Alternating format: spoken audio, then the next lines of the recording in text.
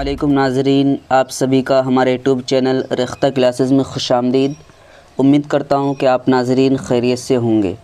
तो आज मैं आप लोगों के सामने लेकर आया हूं बिहार बोर्ड क्लास 10 का उर्दू दरख्शां सबक नंबर 6। इसका जो है ख़ुलासा और इसके सारे क्वेश्चन आंसर को जो है पिछली वीडियो में पेश कर चुका हूँ। उम्मीद करता हूँ कि आप लोग ज़रूर देख लिए होंगे। अगर नहीं देखे हैं तो पहले प्ले लिस्ट में जाकर के ज़रूर देखें। तो चलिए देखते हैं आज इसके मारूज़ी सवालात को। तो सबसे पहला सवाल जो है क्या है, ग्लोबल वार्मिंग कैसा मसला है। सबसे पहला क्वेश्चन क्या है, ग्लोबल वार्मिंग कैसा मसला है। ऑप्शन ए में है मुनासिब, बी में है खुशगवार और सी में है संगीन और डी में है मुअतदिल। तो राइट आंसर हमारा क्या हो जाएगा, ऑप्शन नंबर सी यानी कि संगीन। तो ग्लोबल वार्मिंग एक कैसा मसला है, तो संगीन मसला है। ये अक्सर एग्ज़ाम में पूछा जाता है। चलिए आगे बढ़ते हैं और देखते हैं सवाल नंबर 2 में क्या है, कार्बन डाइऑक्साइड गैस में कितना इजाफा हुआ है। तो ऑप्शन ए में है 21%, बी में है 31%, सी में है 14% और डी में है 11%।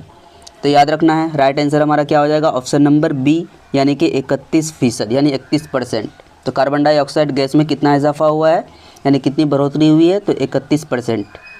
चलिए आगे बढ़ते हैं और देखते हैं क्वेश्चन नंबर 3 में क्या है कि ज़मीन का दर्जा हरारत पिछले 100 वर्षों में कितना बढ़ गया है। यानी पिछले 100 सालों में अगर देखा जाए तो पृथ्वी का टेम्परेचर यानी तापमान कितना बढ़ा है।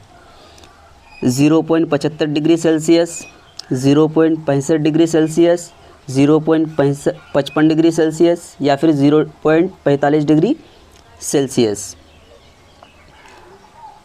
तो कितना बड़ा है, राइट आंसर हमारा हो जाएगा ऑप्शन नंबर ए यानी कि 0.75 डिग्री सेल्सियस। तो पिछले 100 सालों में अगर देखा जाए तो ज़मीन का दर्जा हरारत यानी कि टेम्परेचर कितना बढ़ा है, 0.75 डिग्री सेल्सियस। ये अक्सर एग्ज़ाम में पूछा जाता है। चलिए आगे बढ़ते हैं और देखते हैं सवाल नंबर 4 में क्या है कि बाल विज्ञान कांग्रेस 2008 ईस्वी भारत के किस शहर में मुनक्किद हुआ था। तो बाल विज्ञान कांग्रेस 2008 ईस्वी में भारत के किस शहर में मुनक्किद हुआ था यानी कहाँ हुआ था। तो ऑप्शन ए में है योना, बी में है शिमला और सी में है दीमापुर और डी में है विशाखापट्टनम। तो याद रखना है राइट आंसर हमारा क्या हो जाएगा, ऑप्शन नंबर सी यानी कि दीमापुर। तो बाल विज्ञान कांग्रेस 2008 ईस्वी में भारत के किस शहर में मुनक्किद हुआ था, दीमापुर। दीमापुर कहाँ पड़ता है, नागालैंड में। कहाँ पड़ता है, नागालैंड में। चलिए आगे बढ़ते हैं और देखते हैं क्वेश्चन नंबर 5। क्योटो में ग्लोबल वार्मिंग पर कॉन्फ्रेंस कब हुई थी।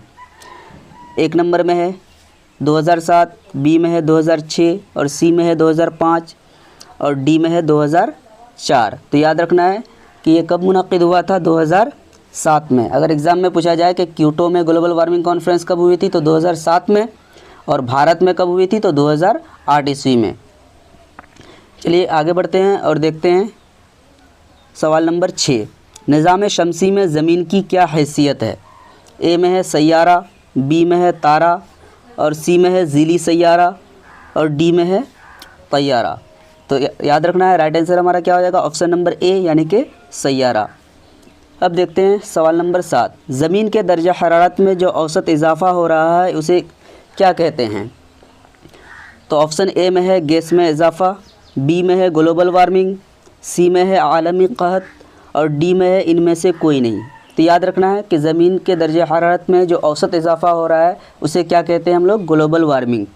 क्या कहते हैं, ग्लोबल वार्मिंग या फिर आलमी हिद्दत भी बोला जाता है। उर्दू में इसको क्या बोलते हैं, आलमी हिद्दत। तो ग्लोबल वार्मिंग अगर ऑप्शन में नहीं रहे तो आलमी हिद्दत भी हो सकता है, दोनों में से कोई रहेगा तो टिक कर देना है। तो देखते हैं 8 नंबर क्वेश्चन। 8 में क्या है कि बाल विज्ञान कांग्रेस कब मुनक्किद हुआ। तो याद रखना है कि बाल विज्ञान कांग्रेस कब मुनक्किद हुआ था। तो ऑप्शन ए में है 2007, बी में है 2008 और सी में है 2009 और डी में है 2010। तो राइट आंसर हमारा क्या हो जाएगा, 2008 यानी ऑप्शन नंबर बी। चलिए आगे बढ़ते हैं और देखते हैं 9 number question. Global warming conference में कौन मशहूर साइंसदान शरीक हुए। तो ऑप्शन ए में है अब्दुल कदीर, बी में है चंद्रशेखर और सी में है APJ अब्दुल कलाम और डी में है इनमें से कोई नहीं। तो राइट आंसर हमारा क्या हो जाएगा, ऑप्शन नंबर सी यानी कि APJ अब्दुल कलाम। चलिए देखते हैं 10 नंबर क्वेश्चन। 10 में क्या है कि कौन सी गैस धान के खेतों और गाय भैंस के गोबर से ज़्यादा निकलती है। तो ऑप्शन ए में है नाइट्रस ऑक्साइड, बी में है कार्बन डाइऑक्साइड और सी में है ओजोन और डी में है मेथिन। तो याद रखना है राइट आंसर हमारा क्या हो जाएगा ऑप्शन नंबर डी यानी कि मेथिन। यानी कि धान के खेतों से और गाय भैंस के गोबर से जो गैस निकलती है वो कौन सा गैस है मेथिन। चलिए आगे बढ़ते हैं। और सबसे ज़्यादा यह सूरज की किरणों को अपने अंदर ऑब्जर्व करती है, ये भी याद रखना है। चलिए आगे बढ़ते हैं और देखते हैं सवाल नंबर 11। बाल विज्ञान कांग्रेस कितने दिनों के लिए मुनक्किद किया गया था। ऑप्शन ए में है 4 दिन, बी में है 5 दिन और सी में है 2 दिन और डी में है 1 दिन। तो याद रखना है राइट आंसर हमारा क्या हो जाएगा ऑप्शन नंबर बी यानी कि 5 दिन। बाल विज्ञान कांग्रेस जो है 5 दिनों के लिए मुनक्किद किया गया था।